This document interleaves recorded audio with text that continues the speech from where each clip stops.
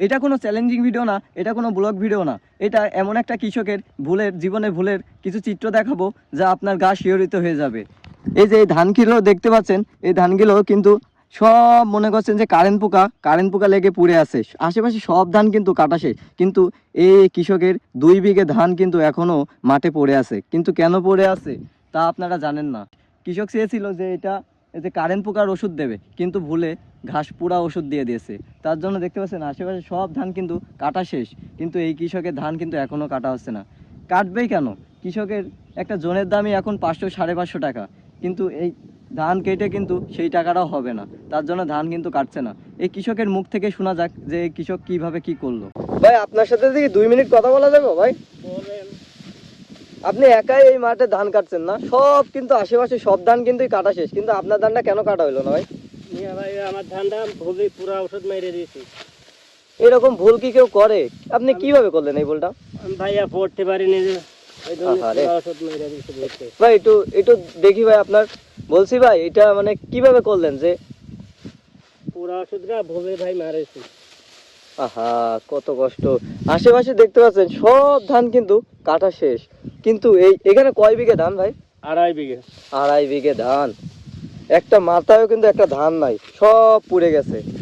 আশেপাশে সব ধান কিন্তু বাসায় চলে গেছে, কেউ কারোর জন্য অপেক্ষা করে না। কিন্তু এই ভাই এখন, ভাই আপনি জোন নিয়ে কাটতেছেন না কেন? টাকা নাই। টাকা নাই না? জোন দিয়ে চালাবেন কেমনে? জোনের তো টাকা উঠতো না। উঠবে ভাই? না, আমি উঠবে না। কত কষ্ট। আপনার কেউ কিছু দেখছে? কৃষি অধিদপ্তর কি দেখছে? না। যদি কৃষি অধিদপ্তর এই ভিডিওটা দেখে যদি কিছু করে, তা আপনি কি নেবেন? যদি দয়া লাগে। তাই না ভাই?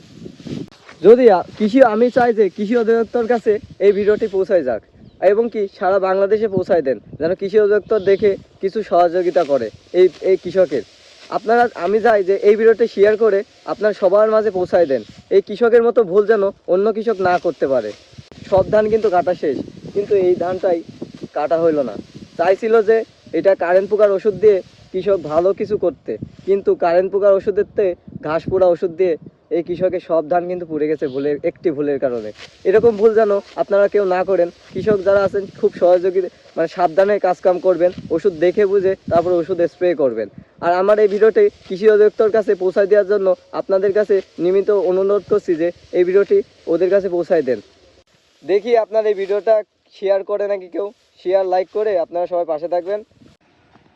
যেই কৃষকের ভুলের চিত্রটি দেখতে পাচ্ছেন, এই কৃষকের বাসা হলো ঝিনাইদহ হলিধানি গ্রামে। আপনারা যারা এই ভিডিওটি দেখছেন তারা অবশ্যই শেয়ার করে দেবেন, আর কৃষি অধিদপ্তর কাছে পৌঁছানোর ব্যবস্থা করে দেবেন। সবাই ভালো থাকবেন, সুস্থ থাকবেন। আল্লাহ হাফেজ।